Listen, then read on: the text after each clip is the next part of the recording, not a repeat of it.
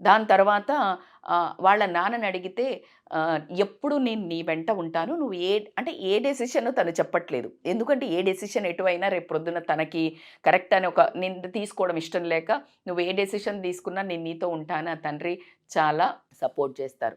కానీ ఈ అమ్మాయి అట్లానే భరిస్తుంది. కొడుకు ముందు కూడా కొట్టడం జరుగుతుంది.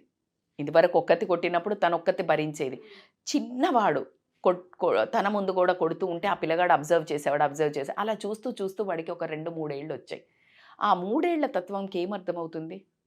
తండ్రి కసురుకుంటున్నాడు, తల్లిని కొడుతున్నాడు, తల్లి ఏడుస్తుంది.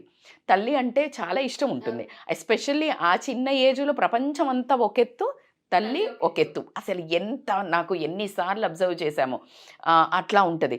సో, కొడుతున్నప్పుడు అతనేం చేస్తున్నాడు, కొంచెం ఊహ తెలవక ముందేమో ఏడ్చేవాడు ఎదురుగానే చిన్నగా ఉన్నప్పుడు. దాని తర్వాత వాడికి ఊహ మెచ్యూరిటీ కొంతమంది పిల్లల్లో మెచ్యూరిటీ చాలా ముందే వస్తుంది. ఇలాంటి సమస్యలల్ల అందుకే అంటారు చాలా కష్టాలు పడితే తొందరగా పెద్దగా అయిపోయారు పిల్లలు అని.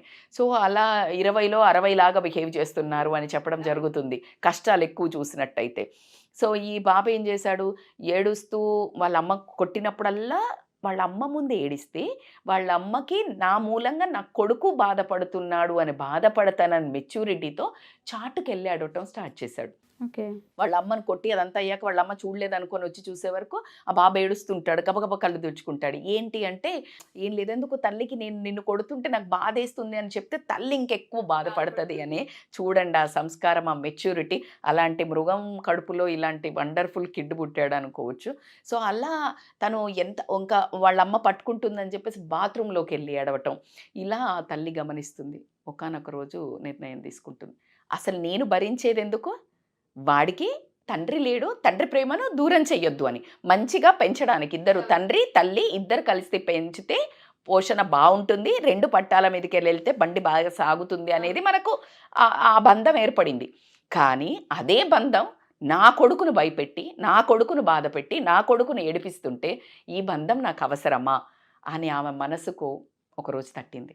తట్టిన క్షణమే విడాకులకు అప్లై చేసింది. డివోర్స్ తీసుకుంది. అంత ధైర్యం ఎలా వచ్చిందంటే కొడుకు మీదున్న ప్రేమతో.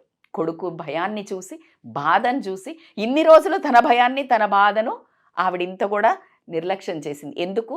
కొడుకుకి అవసరమవుతాడు. కొడుకుకి తోడవుతాడు. పెంపకంలో నాకు అండవుతాడు. మారతాడు అని ఆ మనిషికి ఎన్నో ఛాన్సులిచ్చింది.